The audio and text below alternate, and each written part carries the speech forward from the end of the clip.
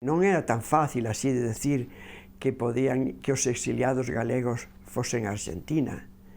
porque os únicos da península que tiñan as facilidades plenas eran os vascos, porque precisamente nese intre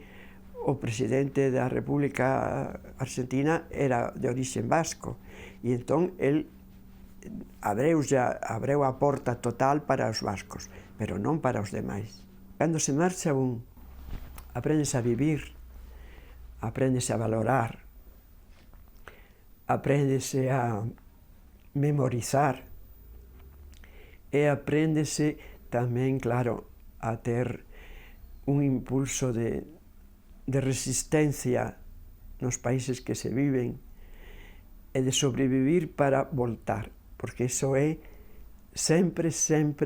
unha cousa que está presente en todos, voltar.